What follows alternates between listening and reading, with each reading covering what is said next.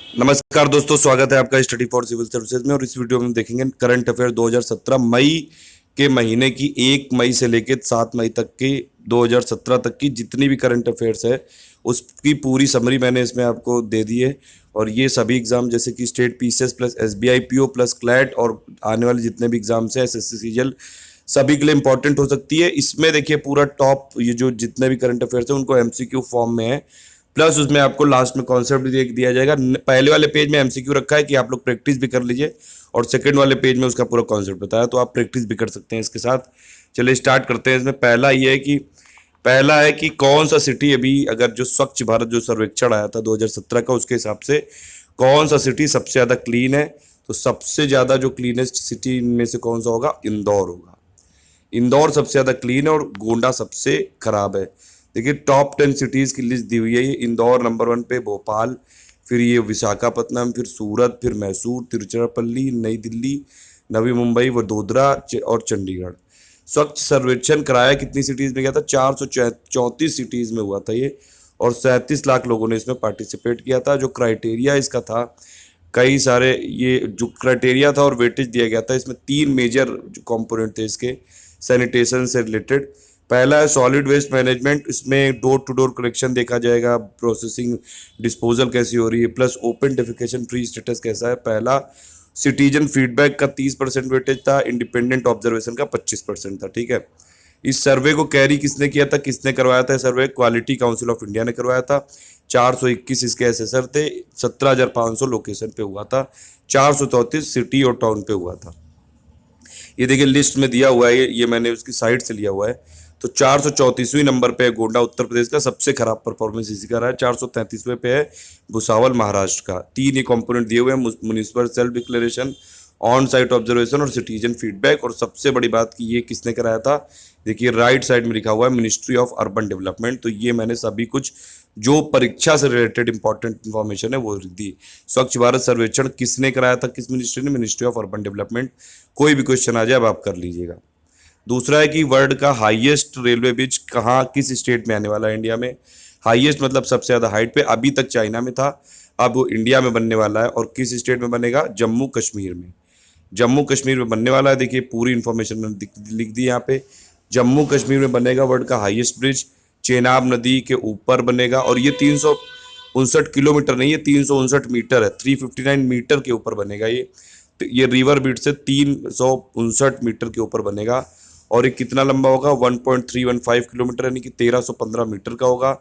और ये कनेक्ट करेगा बक्कल कटरा से लेके कौरी श्रीनगर तक को कनेक्ट करेगा। और ये अभी तक जो चाइना में सबसे ऊंचाई पे जो ब्रिज बना है उसके रिकॉर्ड को भी ये पीछे छोड़ देगा। उसका रिकॉर्ड कितना है, 275 मीटर के ऊपर बना हुआ है, बेईपान रिवर सुईभई रेलवे ब्रिज बना हुआ है। लेकिन अब ये जो बनेगा ब्रिज ये 359 मीटर पे बनेगा, ये आप याद रख सकते हैं। ये वर्ल्ड का हाईएस्ट रेलवे ब्रिज है और ये चाइना का भी रिकॉर्ड तोड़ देगा। ठीक है, तो ये आने वाला है अभी चेनाब नदी के ऊपर। कोई भी क्वेश्चन आ जाए कि किस स्टेट में, जम्मू कश्मीर में, किस रिवर के ऊपर होगा, चेनाब नदी के ऊपर होगा। कितनी हाइट है, 359 मीटर है। कहाँ कहाँ कनेक्ट करेगा, बक्कल कटरा से लेके कौरी तक, ये चाइना को पीछे छोड़ देगा। और ये जो है ये 111 किलोमीटर की जो स्ट्रेच है कटरा से बनियाल तक, उधमपुर श्रीनगर बारामू लिंक जो रेलवे लिंक प्रोजेक्ट है उसका पार्ट है। ये 1100 करोड़ रुपए इसमें लगेगा, 24,000 टन की स्टील यूज करेंगे और ये 359 मीटर रिवर बेड से ऊपर बनेगा। तो ये आप याद रख सकते हैं, इसकी इतनी कैपेसिटी होगी कि ये 260 किलोमीटर तक की भी विंड स्पीड को सह लेगा। तो ये सब इससे रिलेटेड इंपॉर्टेंट इन्फॉर्मेशन थी, किसी भी एग्जाम में कुछ भी आ सकती है। चलिए नेक्स्ट है, इसमें नेक्स्ट करंट अफेयर है कि इंडिया जो नई आईआईपी सीरीज है जो इंडेक्स ऑफ इंडस्ट्रियल प्रोडक्शन, उसका अभी इंडिया ने ये जो बेस ईयर है वो चेंज कर दिया है। अभी तक 2004-5 था, अब कितना कर दिया है, ये 4 ऑप्शन है, ट्राई कर सकते हैं आप। इसमें ऑप्शन होगा 2011-12। देखिए ये base year time to time change करते रहते हैं, ये पीरियोडिक इसका रिवीजन होता रहता है, ताकि जितने भी जो टेक्नोलॉजिकल चेंजेस हुए हैं, जो इकोनॉमिक रिफॉर्म्स हुए हैं, जो कंजम्पशन पैटर्न बदला है जैसे टाइम टू टाइम, वो सभी चीज़ें कैप्चर की जा सके और बेटर जो एक्यूरेट इकोनॉमिक एक्टिविटीज़ को मैप किया जा सके। तो जो नई इंडेक्स ऑफ नई सीरीज होगी, नई इंडेक्स ऑफ इंडस्ट्रियल प्रोडक्शन की, वो अब 2004-5 की बजाय 2011-12 के बेस पे ये कैलकुलेट की जाएगी। ठीक है, ये आप याद रख सकते हैं। बेसिकली वही है कि बेस ईयर को इसीलिए चेंज करते रहते हैं कि जो भी चेंजेस हुए, देखिए वैसे भी इन्फ्लेशन बढ़ता जाता है, कंजम्पशन पैटर्न चेंज होता रहता है, बहुत सारे टेक्नोलॉजिकल चेंजेस होते रहते हैं, तो इसीलिए ये सब चीज़ें बेस ईयर भी चेंज करते रहते हैं। सेंट्रल स्टैटिस्टिक्स ऑफिस सीएसओ ने ऑलरेडी और भी जितने भी हैं बेस ईयर चेंज कर दिया है, जीडीपी का भी, जीवीए का भी। और जो ये आईआईपी है, ये इंडेक्स ऑफ इंडस्ट्रियल प्रोडक्शन, ये क्या मेजर करता है? ये जो आईआईपी है ये मेजर करता है, ये ब्रॉड आउटलुक देता है जितने भी टाइप्स के जो गुड्स यूज होते हैं, जैसे बेसिक गुड्स, कंज्यूमर गुड्स और कैपिटल गुड्स, जो कि इकोनॉमिक प्रोग्रेस को ये हेल्प करते हैं, और प्लस जो इन्वेस्टमेंट होता है इकोनॉमी में, उन सब का ये ब्रॉड आउटलुक देता है। इससे पहले भी जीडीपी, जीवीए और सीपीआई का बेस ईयर चेंज कर चुका है, 2011-12 हो चुका है। अब इसका भी कर दिया आईआईपी का 2011-12। नेक्स्ट नंबर जो डब्ल्यूपीआई है, होलसेल प्राइस इंडेक्स, उसका भी कर देंगे। तो ये इंपॉर्टेंट इन्फॉर्मेशन थी। इसमें नेक्स्ट है इसमें करंट अफेयर की, पहला स्टेट इंडिया में कौन सा है जिसने अप्रैल, जो 1 अप्रैल से 31 मार्च तक का जो फाइनेंशियल ईयर होता है उसको खत्म करके अब ये जनवरी दिसंबर का फिजिकल ईयर अपनाएंगे, मतलब इंटरनेशनल प्रैक्टिस ये लोग अडॉप्ट कर लेंगे। ये कौन सा स्टेट है? ये है मध्य प्रदेश। ठीक है, ये देखिए पीएम मोदी जी भी कहते रहते हैं कि जो फाइनेंशियल ईयर है वो हमको इंटरनेशनल की बेस्ट प्रैक्टिस के हिसाब से अडॉप्ट करना चाहिए, जनवरी से दिसंबर वाला, और हमको भी उन्हीं के अकॉर्डिंग, उन्हीं के, ये देखिए पूरा सिंक्रोनाइजेशन हो जाएगा, क्योंकि कई बार दिक्कत होती है कि जो ज़्यादातर जो ग्लोबल कंट्रीज़ में आप देखें वर्ल्ड की, तो वहाँ पे जनवरी से दिसंबर तक का होता है फाइनेंशियल ईयर, लेकिन हमारे यहाँ अप्रैल से मार्च तक का होता है, तो इसलिए कई बार दिक्कत हो जाती है। मध्य प्रदेश अब पहला ऐसा स्टेट होगा जो जनवरी दिसंबर का फाइनेंशियल ईयर अडॉप्ट कर लेगा, और ये 150 सालों का ट्रेडिशन तोड़ देगा, जो कि 1867 यानी कि 1867 से हमने स्टार्ट किया था, और अब जो इसका बजट सेशन होगा वो दिसंबर 2017 में होगा या फिर जनवरी 2018 में। नेक्स्ट है इसमें क्वेश्चन, सुआलगिरी और सुआलगिरी कम्युनिटी किस स्टेट से एसोसिएटेड है? ये दोनों ही कम्युनिटी एससी, इनको स्टेटस मिल गया, नोटिफाइड एससी कम्युनिटी बन गई है। ये उड़ीसा स्टेट से एसोसिएटेड है। ये 4 ऑप्शन दिए हैं, तो उड़ीसा इसका ऑप्शन सही होगा। सुआलगिरी दोनों को नोटिफाई कर दिया है प्रेसिडेंट प्रणब मुखर्जी ने एज अ शेड्यूल कास्ट। ठीक है, उससे रिलेटेड जो एक्ट था उसको मंजूरी दे दी है, और इसके बाद अब जो उड़ीसा में सबाकिया, सुआलगिरी और सुआलगिरी, ये तीनों नोटिफाइड शेड्यूल कास्ट कम्युनिटी ये होंगी कम्युनिटी। अब इनको पूरे जो रिजर्वेशन और एजुकेशनल में जो बेनिफिट मिलते हैं वो सब मिलेंगे। कॉन्स्टिट्यूशन ऑफ इंडिया में ये बोला गया है कि प्रेसिडेंट किसी भी कम्युनिटी को स्पेसिफाई कर सकता है, नोटिफाई कर सकता है, और जो लिस्ट होती है इनकी एससी एसटी की, कि उसमें किसी को ऐड करना है या सब्ट्रैक्ट करना है, उसको कर सकता है पार्लियामेंट। तो इसीलिए मैंने लिखा हुआ है प्रेसिडेंट टू स्पेसिफाई और पार्लियामेंट टू मॉडिफाई। तो ये आप याद रख सकते हैं, ये ट्रिक याद रहेगी आपको एग्जाम में, तो इम्पोर्टेंट रहेगा।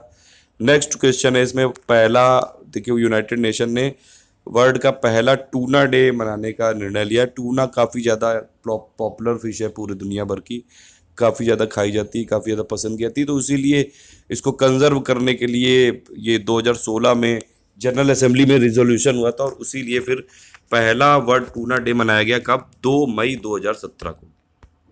तो ये इसको कंजर्वेशन के प्रयास हैं ये, और वर्ल्ड की टूना फिश पूरे मतलब करीबन 80 से ज़्यादा कंट्री में ये टूना फिशरीज की जाती है। हज़ारों इसमें फिशिंग व्हीसल्स का यूज़ करते हैं, और उसी की वजह से जो मैरीन इकोलॉजी है उसका इक्विलिब्रियम कई बार बिगड़ जाता है, और ये काफ़ी ज़्यादा इम्पॉर्टेंट भी है ये। तो इसीलिए 2016 के जो यूनाइटेड नेशन जनरल असेंबली में जो रिजोल्यूशन हुआ था 2016 का, उस दिन ये निर्णय लिया गया कि अब ये वर्ल्ड टूना डे मनाएंगे 2 मई से।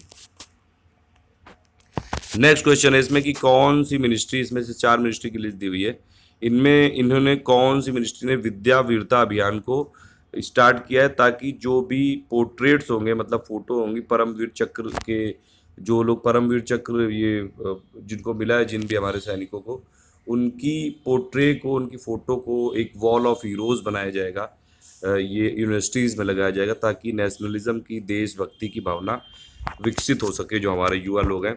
ये किया है ministry of human resource and development ने।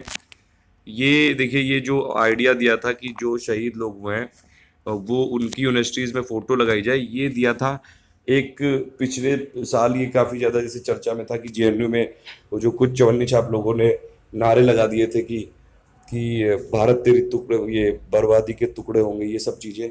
तो इन सब को रोकने के लिए यूनिवर्सिटीज़ में ये लगाना बहुत ज़रूरी है। यूनिवर्सिटीज़ में एक वॉल ऑफ हीरोज़ लगाई जाएगी और उसमें जितने भी हमारे जो परमवीर चक्र जीते हुए जितने भी सैनिक हैं उन सबको फोटो के जरिए वहाँ पे डिपिक्ट किया जाएगा, कि ताकि वहाँ लोग देखें कि ये लोग, उन्होंने देखिए देश के लिए जान दी है और आप लोग यहाँ पे ऐसी बदतमीजी की बातें कर रहे हैं। तो कुल मिला के मतलब नेशनलिज्म और देशभक्ति की भावना इसमें विकसित होगी। उसी के लिए ministry of human resource development ने विद्या वीरता अभियान ये किया है, ये स्टार्ट किया है, ताकि ये वॉल ऑफ हीरोज बनाई जाए। जो भी एजुकेशनल इंस्टीट्यूट्स हैं और विशेष करके जो ऐसे इंस्टीट्यूट हैं जेएनयू, इन सब में उसमें पोर्ट्रेट लगाई जाएगी शहीदों की, और प्लस टैंक्स जो भी यूज़ हुए हैं ये युद्ध में उनको भी इसमें डिस्प्ले किया जाएगा, ताकि नेशनलिज्म और पैट्रियोटिज्म विकसित किया जा सके।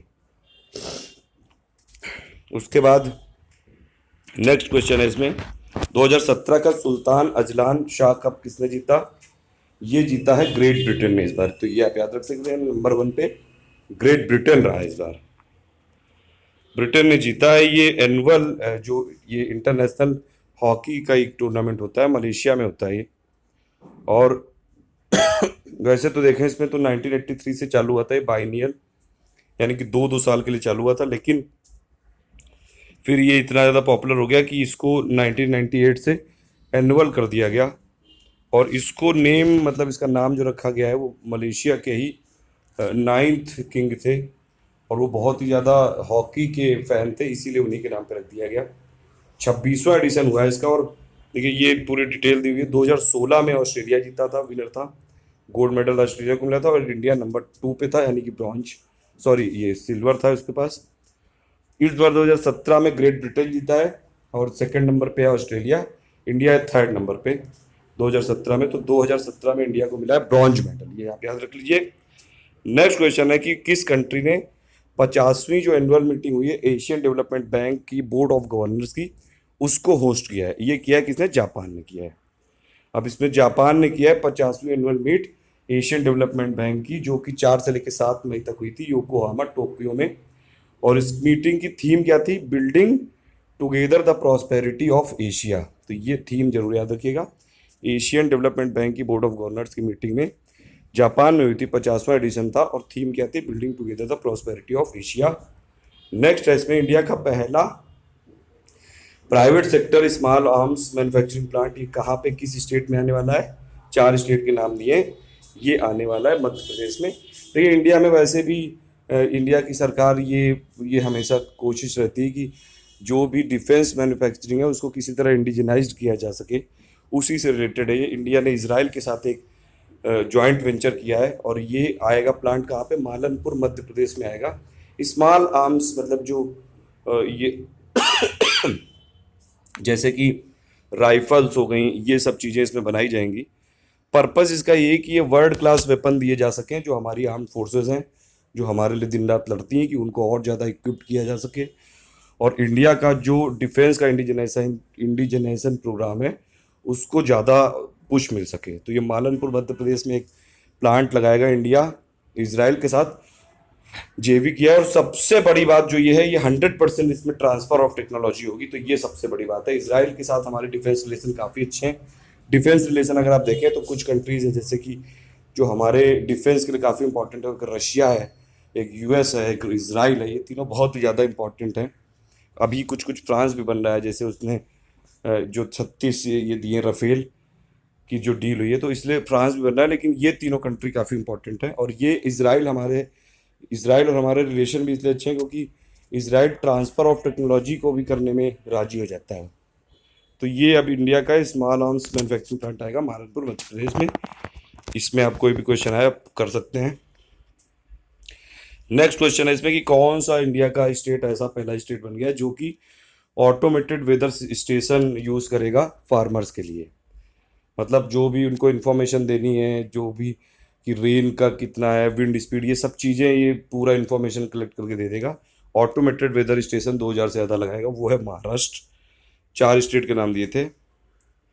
तो महाराष्ट्र गवर्नमेंट ने ये लॉन्च कर दिया है स्टेट का पहला ऑटोमेटेड वेदर स्टेशन। देखिए रेड कलर से लिखा हुआ है, डोंगरगांव नागपुर में किया है। और उसके बाद महाराष्ट्र ऐसा पहला इंडियन स्टेट बन गया है जो कि इस टाइप की सर्विस देगा अपने फार्मर्स को, अपने किसानों को। 2000 से ज़्यादा ये करे जाएंगे और ये हेल्पफुल होंगे विंड डायरेक्शन, मतलब हवा की क्या दिशा है, क्या स्पीड है, क्या टेम्परेचर है एयर का, ह्यूमिडिटी कितनी है उस जगह की और कितना रेनफॉल ये हुआ है, ये सब चीज़ें बताएगा। तो ये पूरी इन्फॉर्मेशन किसानों को देगा महाराष्ट्र गवर्नमेंट। और ये महावेद एक पोर्टल है, उसमें ये सब अपडेट की जाएगी और प्लस स्काईमेट मोबाइल एप्लीकेशन पे भी। नेक्स्ट क्वेश्चन है इसमें, पूरी दुनिया का कौन सा ऐसा पहला सिटी बन गया है जो कि जिसके पास माइक्रोसॉफ्ट डिज़ाइन फॉन्ट है। ये बना है, 4 सिटीज़ के नाम दिए हुए हैं, ये है दुबई। तो दुबई बन गया है पहला ऐसा सिटी पूरी दुनिया में जिसके पास खुद का माइक्रोसॉफ्ट डिज़ाइन फॉन्ट यानी कि दुबई फॉन्ट है। और ये सपोर्ट करेगा अरेबिक और लैटिन स्क्रिप्ट दोनों को। 23 लैंग्वेज में अवेलेबल रहेगा और इसके 3 स्टाइल हैं, दुबई, दुबई मीडियम और दुबई लाइट। तो ये आप याद रख सकते हैं। नेक्स्ट है इसमें कि national anti child labour day ये किस दिन मनाया जाता है इंडिया में। तो national anti child labour day जो मनाया जाता है इंडिया में, तो मनाया जाता है ये 30 अप्रैल को।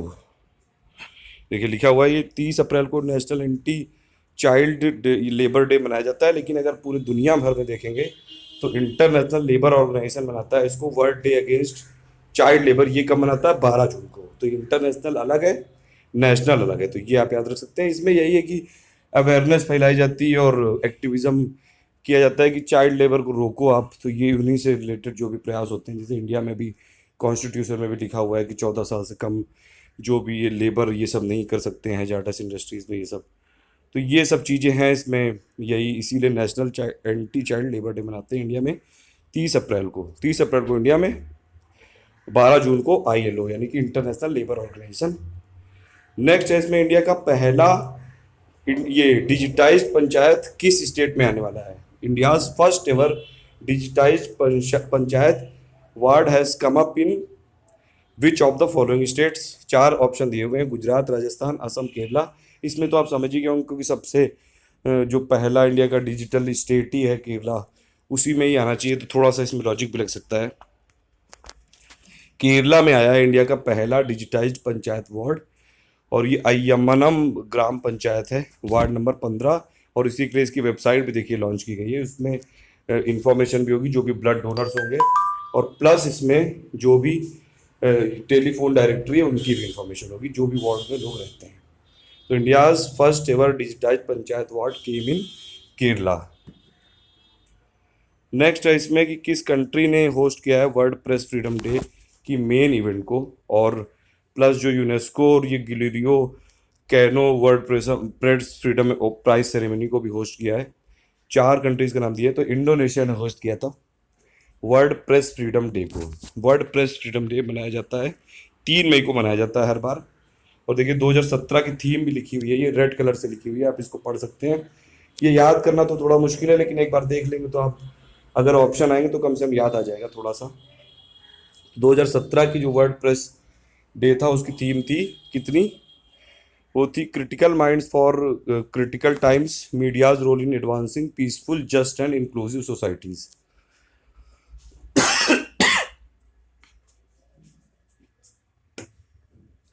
और ये देखिए जो वर्ल्ड प्रेस फ्रीडम डे है ये मनाया जाता है 3 मई को। 1948 में जो यूनिवर्सल डिक्लेरेशन हुआ था ह्यूमन राइट्स का, उसमें आर्टिकल 19 में ये प्रेस के जो भी राइट्स हैं, right to freedom of expression, ये सब मेंशन किए गए हैं। तो उसमें प्रेस वाला राइट भी मेंशन किया हुआ है। तो यही अवेयरनेस फैलाने के लिए करते हैं इसको कि प्रेस फ्री होनी चाहिए हर देश की।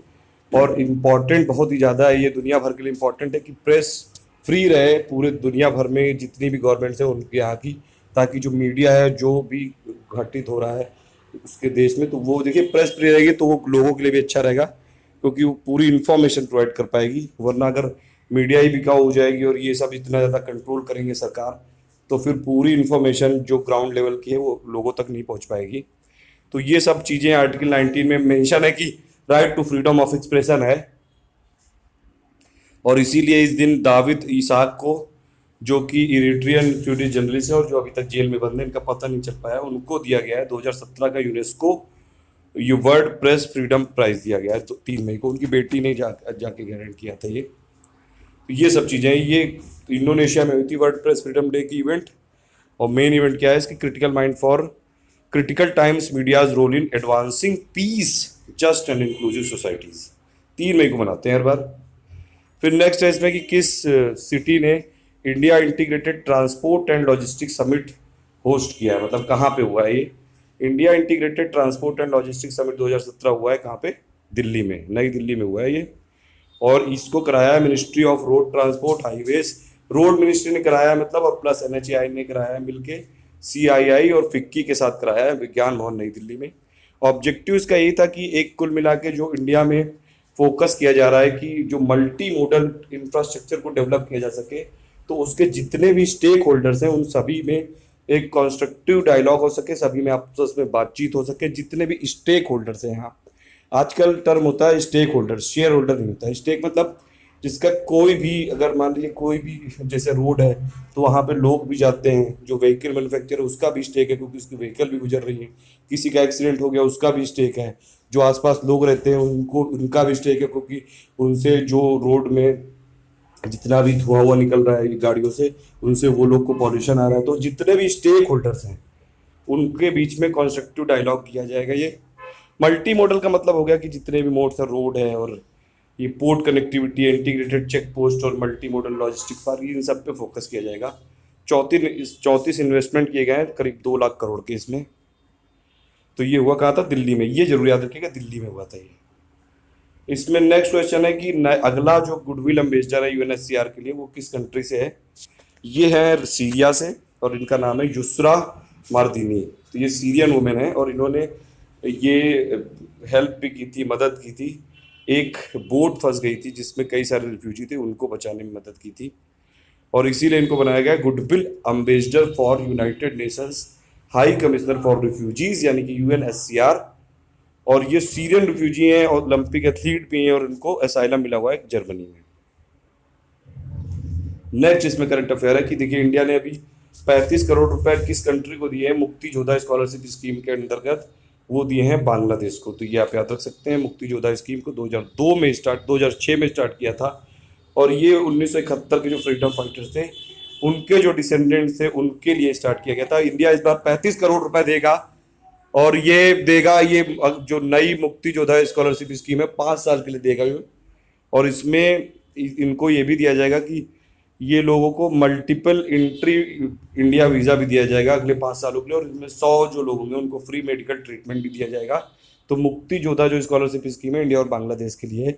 इंडिया बांग्लादेश के जो 1971 में वॉर हुआ था उसमें जो डिसेंडेंट्स हैं उनके जो लोग हैं, जो भी जिन्होंने वॉर में पार्टिसिपेट किया था, उनके अगर फिर फैमिली मेम्बर्स बचे हुए हैं उनके लिए है ये 35 करोड़ रुपए उनको दिया जाएगा इस बार। नेक्स्ट है इसमें कि इंडिया का सबसे ज़्यादा करप्ट स्टेट कौन सा है। अभी एक सेंटर फॉर मीडिया स्टडीज़ का सर्वे आया है, मई में ही आया है, जस्ट अभी आया है, 2-3 दिन पहले ही आया ये। और उसके हिसाब से इंडिया का सबसे ज़्यादा करप्ट, सबसे ज़्यादा भ्रष्ट जो स्टेट है वो है कर्नाटक, वो यूपी नहीं है, जबकि यूपी में भी सर्वे हुआ था। तो ये आप याद रख सकते हैं, कर्नाटक मोस्ट करप्ट है और सेकंड नंबर पे आंध्र प्रदेश है, थर्ड नंबर पे तमिलनाडु, फिर महाराष्ट्र है। कर्नाटक के लोगों ने सबसे ज़्यादा करप्शन फेस किया है पब्लिक सर्विसेज को एक्सेस करने में, मतलब जो भी गवर्नमेंट रिलेटेड सर्विसेज होती हैं उनको लेने में कर्नाटक के लोगों को सबसे ज़्यादा करप्शन सहना पड़ा है। उसके बाद ये करीबन 77% है कर्नाटक के लोगों को, आंध्र प्रदेश का है 74%, तमिलनाडु का 68%, महाराष्ट्र का है 57%, जम्मू कश्मीर का है 44%, पंजाब का है 42%। इसमें देखिए 20 स्टेट के नाम लिखे हुए हैं जिन्होंने पार्टिसिपेट किया था और इसमें साफ साफ यूपी भी है, आंध्र प्रदेश है, दिल्ली है, जम्मू कश्मीर है, अगर आप लेफ्ट से पढ़ना चालू करें, मध्य प्रदेश, राजस्थान, असम, फिर गुजरात, झारखंड, महाराष्ट्र, तमिलनाडु, बिहार, हरियाणा, मतलब यूपी भी है, बिहार भी है, कर्नाटक, उड़ीसा, यूपी, छत्तीसगढ़, हिमाचल प्रदेश, केरला, पंजाब और वेस्ट बंगाल, ये सभी हैं। फिर भी इसमें सबसे ज़्यादा जो करप्ट पाया गया है वो है कर्नाटक को। और वैसे 2005 से देखें तो करप्शन थोड़ा घटा है क्योंकि पहले 1/3 जो जितने भी पहले ये 53% लोगों के साथ ये होता था, ये एडमिट करते थे 2005 में, और इस बार किया है करीबन ओवरऑल देखें 20 स्टेट में वो 1/3 लोगों ने, तो ओवरऑल करप्शन तो घटा है। और ये भी पाया गया कि 20 स्टेट में किया गया था। तो 2005 में जो करप्शन की कॉस्ट थी वो करीबन 20,500 करोड़ थी, इस बार 6,350 करोड़ हो गई। तो खैर ये तो थोड़ा सा मैनिपुलेशन भी होगा, क्योंकि इतनी कम तो नहीं होगी ये। नेक्स्ट है इसमें कि कौन सा कंट्री 27वां सेशन ये यूनिवर्सल पीरियोडिक रिव्यू का करने जा रहा है होस्ट, जो कि है related UN, United nation human right council का, यूएनएचआरसी का। ये करने जा रहा है स्विट्जरलैंड। तो स्विट्जरलैंड में होगा 27वां सेशन होगा यूनिवर्सल पीरियोडिक रिव्यू का। मतलब इसमें ह्यूमन राइट्स से रिलेटेड जो भी कॉन्सेप्ट्स है, और इंडिया भी इसमें पार्टी है। जिनेवा स्विट्जरलैंड में होगा 1 से लेकर 12 मई तक। और इसमें इंडिया की भी जो नेशनल रिपोर्ट है यूपीआर 2 की, वो रिव्यू की जाएगी 4 मई को, यूपीआर 3 की।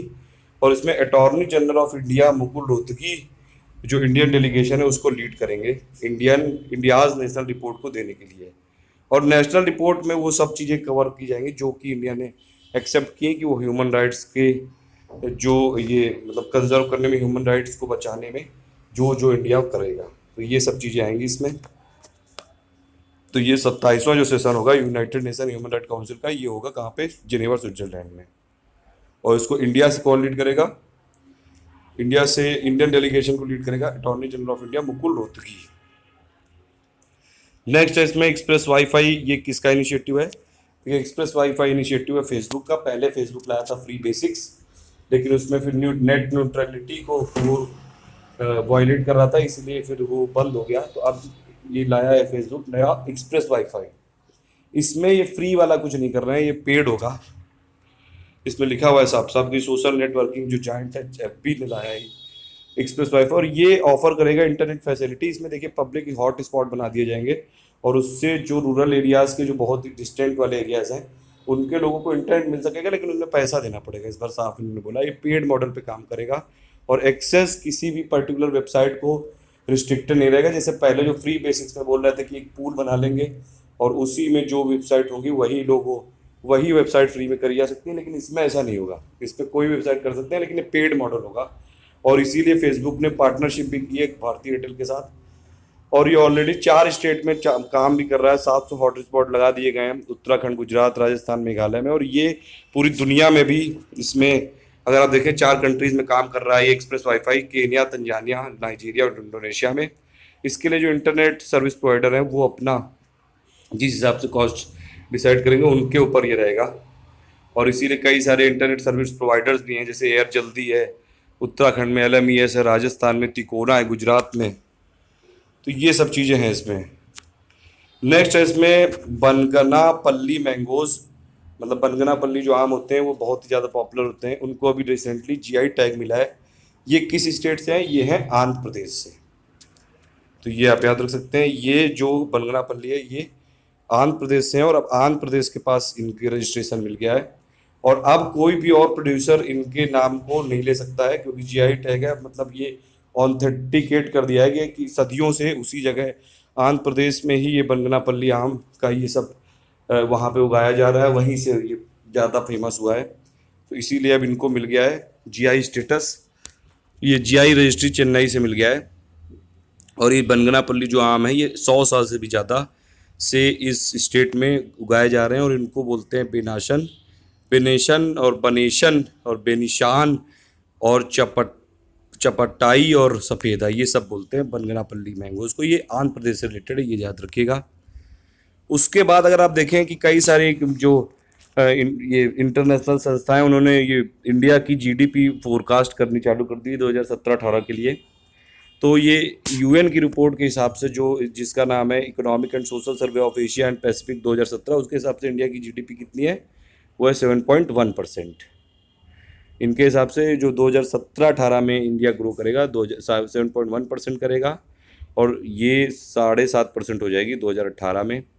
बैड लोन्स का इशू है बस सबसे ज़्यादा रिस्क। उसके और भी प्रेडिक्शन है, ADB ने प्रेडिक्ट किया है कि इंडिया की ग्रोथ होगी 7.4% होगी ये 2017-18 में। और फिच ने, जो फिच रेटिंग एजेंसी, उसने बोला है कि 2017-18 में 7.5% होगी, और ये 7.1% से फिर ये बढ़ के 2017 फाइनेंशियल ईयर 2017-18 में 7.7% तक चली जाएगी। तो ये कुछ है, ये आप चाहें तो बैंकिंग वाले एग्ज़ाम में पूछा जा सकता है ये। फिर उसके बाद नया कंट्रोलर जनरल ऑफ इंडिया कौन है, ये है एंथोनी लियानजुआला। तो ये एंथोनी लियानजुआला ये पहले ऐसे ये बने कंट्रोलर जनरल ऑफ इंडिया।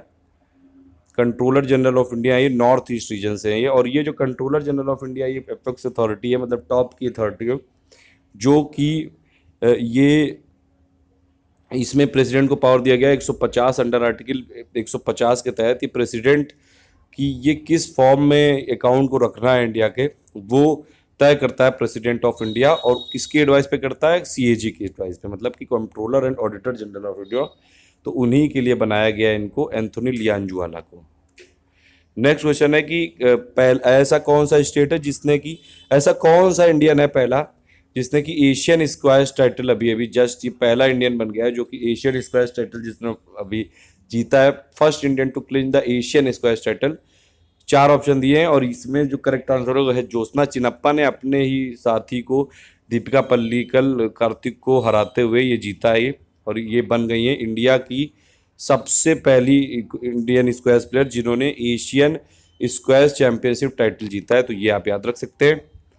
उसके बाद इंडिया की पहली जो ब्लाइंड फुटबॉल एकेडमी है ये किस स्टेट में किस जगह पे आने वाली है, India first ever blind football academy, यानी कि जो ब्लाइंड ये फुटबॉल एकेडमी है, मतलब अंधे लोगों के लिए, जो भी दृष्टि बाधित लोग हैं उनके लिए पूरी ट्रेनिंग दी जाएगी और रिहेबिलिटेशन किया जाएगा और फुटबॉल का ये सब प्रमोट किया जाएगा। विजुअली इम्पेयर्ड पर्सनस के लिए वो कहाँ पे आने वाली है, ये आने वाली है कोची में। 4 ऑप्शन दिए थे। तो इसको कौन ये करेगा इस्टेब्लिश, ये करेगा society for rehabilitation of visually challenge और प्लस इंडियन ब्लाइंड फेडरेशन, ये दोनों मिलके ये ब्लाइंड फुटबॉल एकेडमी बनाएंगे, BFA। इसमें विजुअली इम्पेयर्ड लोगों को तैयार किया जाएगा और ट्रेन किया जाएगा, बेस्ट प्लेयर निकाले जाएंगे उसमें से, ताकि पैरालंपिक्स 2024 में जो होगा उसमें फुटबॉल में हम लोग क्वालिफाई कर सकें। नेक्स्ट है इसमें गंगा क्लीनलीनेस प्लेज डे। ये national mission for clean Ganga ने ऑब्जर्व किया था, कब किया था, देखिए ऐसे ही ऑप्शन दिए रहते हैं स्टेट PCS में और प्लस बैंकिंग और SSC एग्जाम में, तो यही मैंने उसी तरह से लिखा हुआ है, उसी तरह से क्वेश्चन बनाया हुआ है यहाँ पे। गंगा क्लीनलीनेस जो प्लेज डे है वो मनाया जाएगा कब, 2 मई को मनाया जाएगा, ताकि इसमें स्प्रेड की जा सके, ये अवेयरनेस फैलाई जा सके और प्लस प्रमोट किया जा सके। एक्टिव इन्वॉल्वमेंट होना चाहिए पब्लिक का, तभी जाके गंगा का स्वच्छता अभियान हम सफल कर सकते हैं। उसी के लिए ये लोगों में एक प्राइड की, गर्व की भावना करनी, ये डेवलप हो, और ओनरशिप की भावना है कि गंगा सिर्फ सरकार की नहीं है, हमारी है। ये नमामि गंगे प्रोग्राम तभी इसमें सक्सेसफुल हो सकता है। 12 लोकेशन में ऑलरेडी गंगा स्वच्छता संकल्प दिवस मनाया गया है। ये कानपुर, मतलब जहाँ जहाँ गंगा ये मूव कर रही है, कानपुर, इलाहाबाद, वाराणसी, पटना, भागलपुर, साहिबगंज, कोलकाता, राजघाट और ये बिठूर, श्रीनगर और ये उत्तराखंड में जो श्रीनगर है, और प्लस विदुर, कुटी और देवप्रयाग। तो ये यहाँ पे क्या मनाया जा रहा है, गंगा क्लीनलीनेस प्लेज डे, मतलब हम प्लेज ले रहे हैं, हम शपथ ले रहे हैं कि गंगा को क्लीन रखेंगे, तभी ये सब अवेयरनेस फैलाई जा रही है और इसीलिए लोगों में ये भावना पैदा की जा रही है कि गंगा को क्लीन रखना सभी के लिए ज़रूरी है। नेक्स्ट है इसमें यूली, ये स्टेक है, ये बहुत ही ज़्यादा फेमस ये माउंटेन क्लाइंबर थे, अभी इनकी डेथ हो गई। ये किस कंट्री से थे, ये यूली स्टेक थे, इनको स्विस मशीन भी बोला जाता है और ये स्विट्जरलैंड से थे। इनको ये फेमस इसलिए थे क्योंकि स्पीड क्लाइंबिंग करते थे, बहुत जल्दी चढ़ जाते थे ये पहाड़ों पे, और इसीलिए इनके कई सारे रिकॉर्ड बना कर रखे हैं। 2015 में इन्होंने 82 पीक चढ़ गए थे ये एल्प्स की, और ये करीबन 4000 मीटर से भी ज़्यादा थी, और इसीलिए इनको बोलते थे स्विस मशीन। तो ये आप याद रखिए, यूली स्टेक की डेथ हुई, ये स्विट्जरलैंड से थे, इनको बोलते थे स्विस मशीन। बहुत स्पीड क्लाइंबिंग के लिए काफ़ी फेमस थे ये। उसके बाद ये प्रेसिडेंट ऑफ इंडिया ने अभी एड्रेस किया था annual convocation Indira Gandhi national forest academy का, जिसका हेडक्वार्टर कहाँ पे है, इसका हेडक्वार्टर है Indira Gandhi national forest academy. देखिए फॉरेस्ट एकेडमी है तो इसका हेडक्वार्टर कहाँ पे, देहरादून में है। ये जो Indira Gandhi national forest academy, इसका हेडक्वार्टर ये देहरादून में। देखिए जो लोग IFS ऑफिसर बनते हैं, ऑल इंडिया सर्विस, जो इंडियन फॉरेस्ट सर्विस होती है, उसमें जो लोग सिलेक्ट होते हैं उनकी ट्रेनिंग पूरी यहीं पे की जाती है। और ये जो है ये Indira Gandhi national forest academy, ये सब ऑर्डिनेट ऑफिस है या ऑर्गेनाइजेशन है MOEFCC, यानी कि ministry of information and forest and climate change वाली मिनिस्ट्री का ये एक ऑफिस है ये। और इसमें ये सिचुएटेड कहाँ पे, ये न्यू फॉरेस्ट कैंपस में है, ये फॉरेस्ट रिसर्च इंस्टीट्यूट।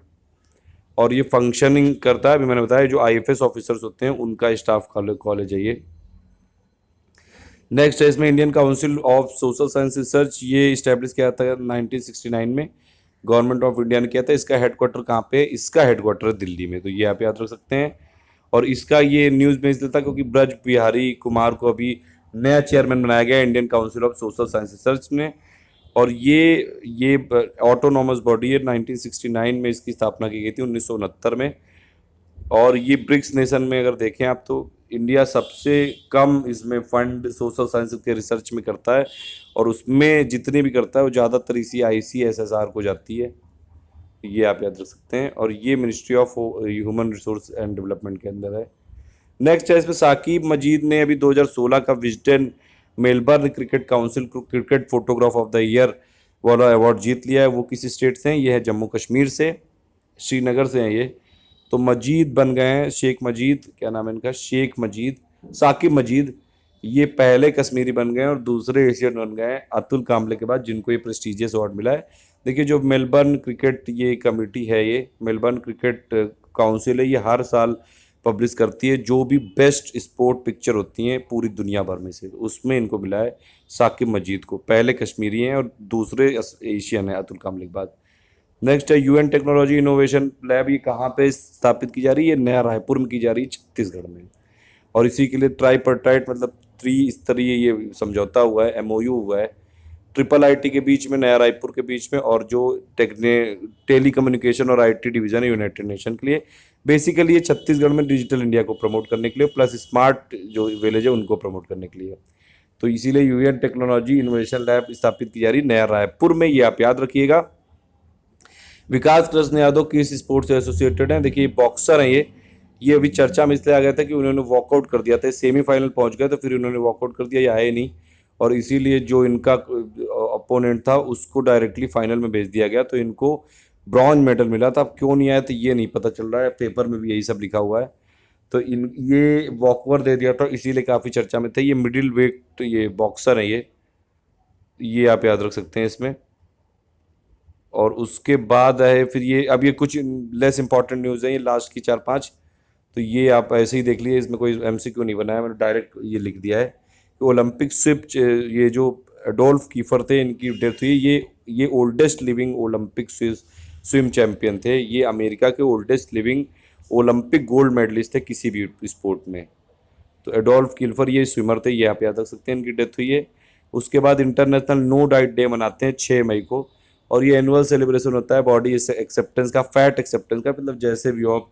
इसमें बताया गया है कि जैसे कुछ लोग जो डाइटिंग करके फैट अपना कम करते हैं लेकिन वो फिर वो बढ़ा लेते हैं, और इसीलिए ये जो डे है इंटरनेशनल नो डाइट डे है। ये नो डाइट मतलब कि ऐसा डाइटिंग मत करो, खाओ आराम से।